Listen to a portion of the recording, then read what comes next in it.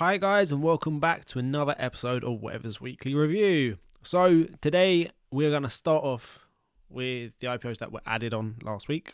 I think I might have done it the other way around last week, but we'll do it this way. Kovacic came on, pretty low supply, 3,522 at the moment.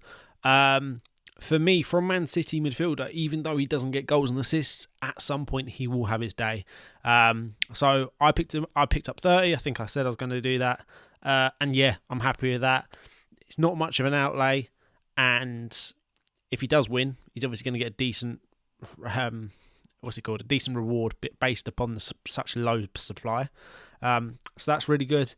And I know he doesn't get goals, assists, or even key passes that often, but when he does, I will be able to refresh, and I believe I'll be able to make my money back quite easily on in-plays alone with him.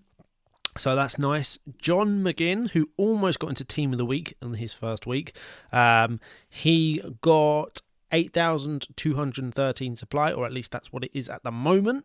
Another low market cap. Sold a few more than maybe what I was expecting.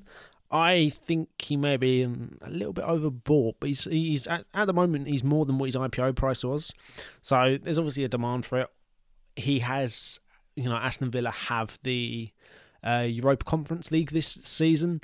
So whilst it's a limited pool of players, he's probably going to do well. But yeah, he's one that, maybe I'll be looking to flip some of my percentage on at some point because I'm not sold on him. And then moving on to the last one.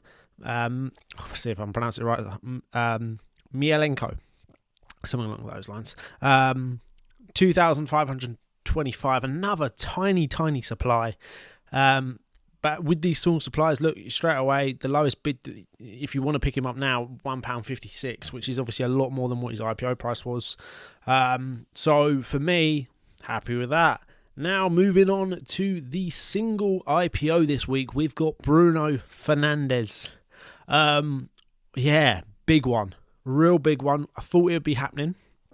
I didn't realise they'd release one, but it's probably quite a good idea for them to just release Bruno by himself. And anytime they do release an actual premium, to release them for the whole week just themselves, to maximise sales and stuff, and to make a bit of an event of it, which they've done, which is good to see, to be honest, because it's pretty it's free marketing by just making a load of tweets about Bruno, and everyone talks about Bruno week and stuff like that. Just gets a little bit of hype behind it. So yeah, at the moment, after a day and a bit, he sold 11,305. I can see him. I honestly have no clue because the market's in a little bit of a low dip right now. So, and IPOs haven't been selling well previously. So we could see him, I think the minimum anyone would expect would be 25,000 from this point. Most sales probably happen on the first day, and then the most then would happen on the last day. The middle bit we've not seen much action in when we had the IPOs early on. So, and especially with the first day being rewards day, quite a few people just spent their balance, get it into Bruno Fernandes quickly. You might see a little boost today because he's meant to be playing in the Champions League tonight. However, that game looks like it may be postponed, may not be. We'll see. And then I think he plays again. I don't know whether it's Sunday or Saturday, because if he plays again before the IPO, some people may wait until that happens as well. Just in case he gets injured. Yeah, so he plays on Saturday night at 8 p.m. So, if you want to be, if you want to be actually cautious about it, you should probably wait until that match is over, and then you're going to see. One, you're going to know whether he's still alive and not done his ACL or whatever. And two, you'll see what the supply is. For example, you might buy him now, thinking that he's going to get 25k, 30k supply. But then if he hits a monster score today or on Saturday, all of a sudden his supply might go crazy. And it might end up to where I'm sort of thinking it's possible, which is 60k, which is, it's a lot of sales. But for me, Bruno is the premium without the downside. Salah had a downside. We all know he's a Muslim who could go to Saudi, who are spending a massive amount of money to a Muslim country. It just makes sense, the Salah to Saudi move. So everyone was cautious about it. And Kevin De Bruyne, as great as he is, one, he's injury prone, as he's proven so far, but also he's 33. Being 33 is a lot different from 30. Bruno's basically got 3 years until he's at the point where Kevin De Bruyne is. So it's like there's no danger of him retiring today, tomorrow, next year. You know what I mean? And he's not near the end of the career where you think, he's going to move to Saudi either. So for me, I don't know. It's the first really good one we've had, and I could see him go to if he bangs a performance, I think we'll see quite a lot of action and money move into him. But I think it is wide open because the market has been really down recently, and not really down, but it's there's not many bids on the on the sell side, if that makes sense to you. So it has caused the market to drop down a little bit. I think people are taking money out of current players to be able to afford Bruno.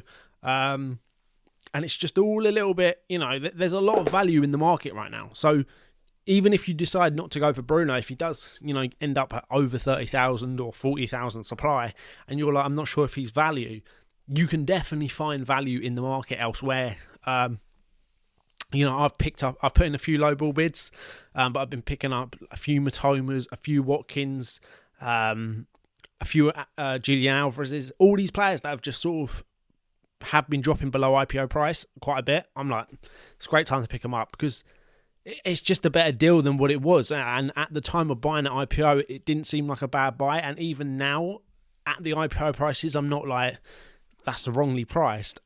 I know they may have oversold compared to other players, but yeah, being able to pick up so much cheaper than IPO price, it's sort of an easy win for me. And there's other players in the market that you can pick up now for great value. But yeah, for me, Bruno, I'm excited about it. I'll be certainly trying to make him a proper percentage hold. I've guaranteed 0.5%. We'll see how much more we can stretch to and what the final supply ends up being. But yeah, I'm excited. Hopefully you are too. It's a great time to get involved if you're just watching on the sidelines with stocks because the market is down. Sorry about that. And because the market's down and just Bruno's a great player to have in your portfolio. He's going to win basically every week and he doesn't have the fear of going to Saudi or, moving to a lesser league in a year's time sort of thing. Or at least I don't feel like he's got that at all.